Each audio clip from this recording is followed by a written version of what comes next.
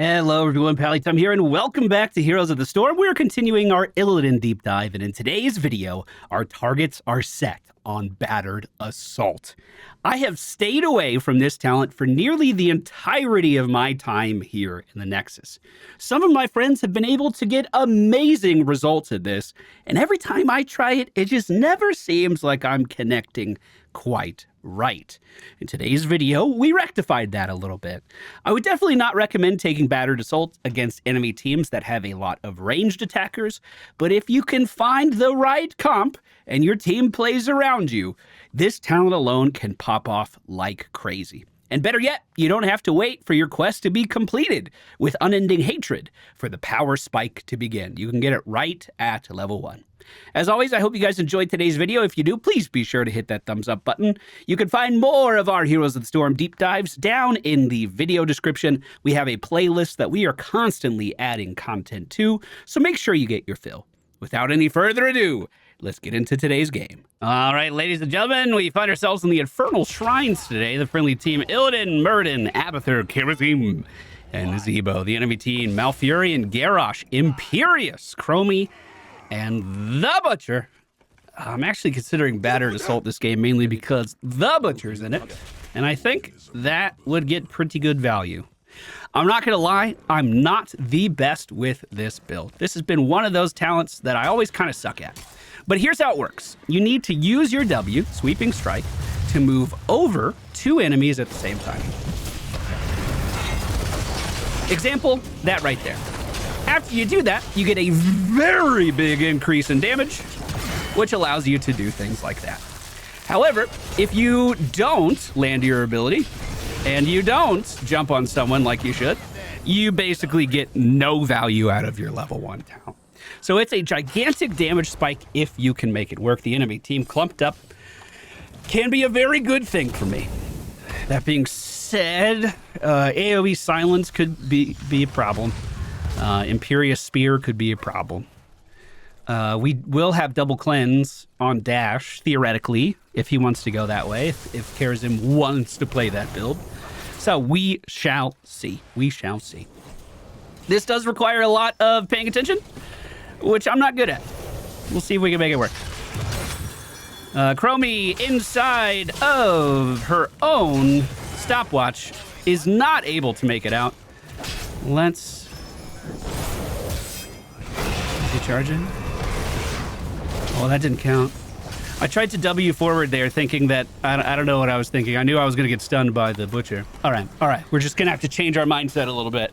I'm not used to playing around this talent. It's going to take a little bit of practice. Garrosh is pushing the top lane right now. I'm just going to move over there and try to shove it back. Even if I'm not taking minion stacking stuff, it is still very important that we are soaking XP as much as we can. Hunter's Onslaught is going to allow us to heal whenever we use any of our basic abilities. And we are going to go for that same talent at level 7 that we are very used to, Unbound, just to make it so we can use our W even more. Arguably, I would say that's even more important this game, because if you aren't able to use your W effectively and hit 2 people, then it's not going to be really doing anything for you. This enemy team does have a lot of crowd control that could be problematic for me. For instance, the Garrosh throw into roots will keep me CC'd for quite a long time. Objectives coming up in 10 seconds. We're going to move over there as soon as we respawn. Friendly team did take that middle objective at the perfect time to get that moving. And it looks like Chromie caught herself in that stopwatch yet again.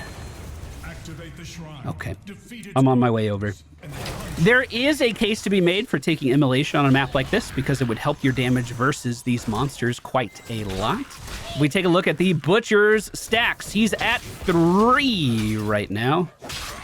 Friendly team a little slow on this. There's my damage increase, and I'm putting it into the healer. Boom. All right, back on the objective. We'll wait for them to group again. If I see my window, I will try to take it. Unbound coming out now. Got it. I'm just going to focus Imperious here. Great zombie wall. Got it again. Imperious.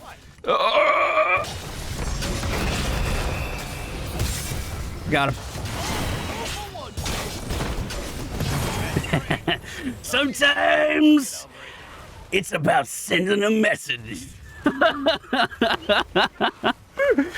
We do reset the stacks of the Butcher yet again with that too. All is fair in Love and War. Ooh, great CC chain on Chromie at the top of the screen, taking her down. Looks like the friendly team's in a great spot to win this objective, but Malfurion over on the right side is poking away at the objective as well. Pretty close, only a 4 monster discrepancy right now, and the enemy team is back in action. We are once again gonna try to get the double dash off if we can. I'm just gonna focus minions. Oh, if you could stay right here, little Punisher. If you could stay right here. There's our damage increase, and I'll just put it into Garrosh. Even with Garrosh's armor, it doesn't matter. That damage increase is so significant. Jumping in front for body block, just barely missing it. Dashing forward, and these roots, I hate them. Ooh, great stun from the Punisher too. We'll body block that and then try to evade on the way out, but it was on cooldown. Very, very, very, very close. We obviously still heal by just doing our basic attacks. That has not changed. But we no longer have the stacking quests that most people are accustomed to on Illidan these days. This does mean we have a significantly stronger early game. As you can already see, that burst damage is even surprising me because I don't normally play with Battered Assault. If you are going this build, I highly, highly, highly, highly, highly, highly recommend Metamorphosis. You're already a monster in team fights, and this just allows you to be even more of one. I will say, however, that Metamorphosis does kind of paint a target on your back. When you start screaming and grow gigantic wings, people tend to pay attention to you. Friendly team is 1 level ahead right now. The enemy team's closing in on their heroic talents pretty soon. Because we have Unbound at level 7, we are able to move over terrain just like this, which does allow us to get into position to take mercenary camps a little bit quicker. Friendly team helping us do that as well. Enemy team, not 10 yet. If we could start a fight with these guys down in the bot, I think that would be really good. Butcher's down here right now.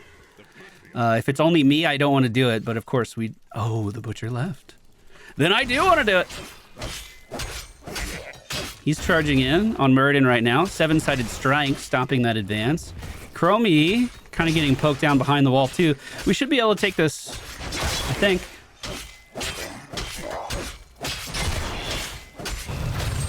Yeah, plenty of distractions. The real question is, do I keep going with it? And I don't think so. I think the Butcher could still end me. He's back up to 33 stacks. Let me push this towards the enemy base. And then I'll start moving. Everyone missing, which likely means they're coming for me. Go wide. Wide around. Furion is seen in middle. Butcher's still not showing on the map.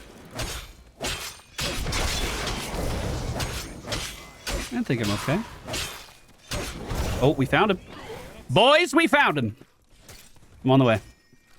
Garrosh and Chromie are down in the bottom of the map right now, so they won't be able to respond to this. We do see Imperious trying to take our friends away.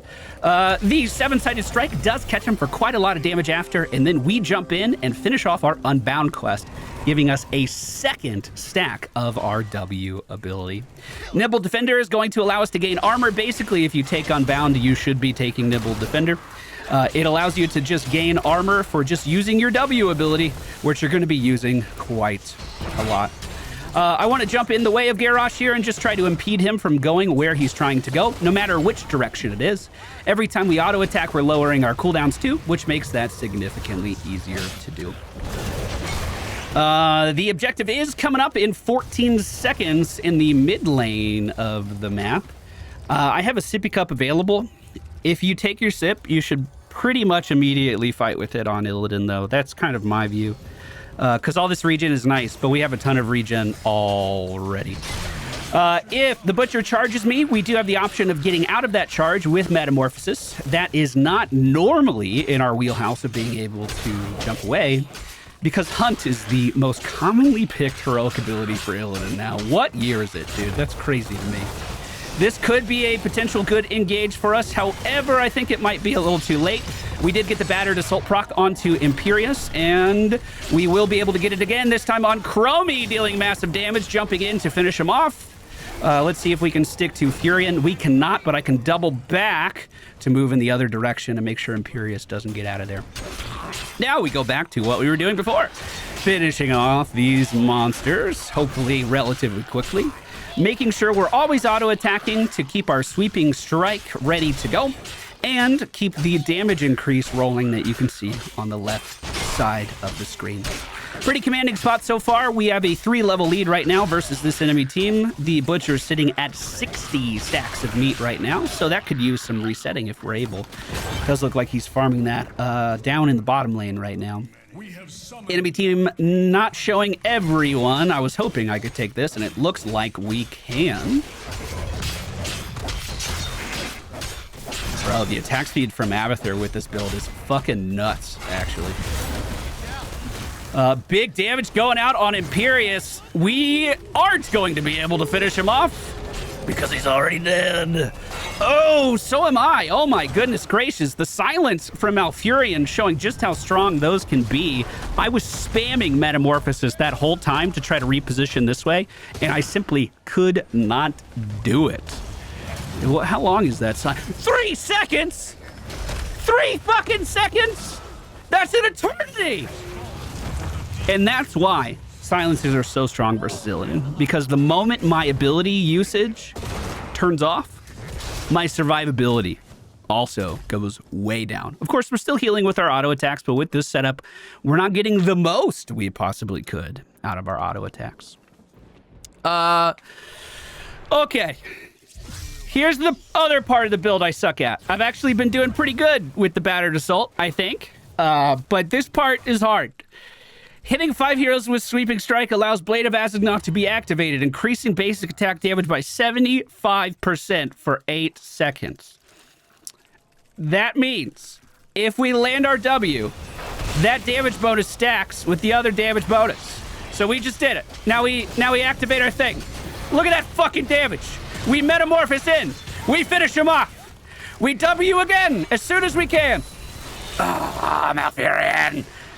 Ooh. That's not me that was taken away. I was even confused by the icon there. But you can see that ability is not in use right now. It's because we haven't Sweeping Striked over our enemies again. That's my damage increase. Go, go, go. And then get out. It's ready to go again. So the next time we proc Battered Assault, we want to activate 1. And then we get a gigantic damage increase 1 more time. But it does take a lot of concentration. You know what I usually do on Illidan? This. Right. Yeah. Yeah, look at that. Woo! This is the gameplay I'm used to. That's pretty good. Oh, man, just a glimpse of what my life used to be before Battered Assault came into it. Friendly team does have a 3-level lead right now. Enemy team mostly missing.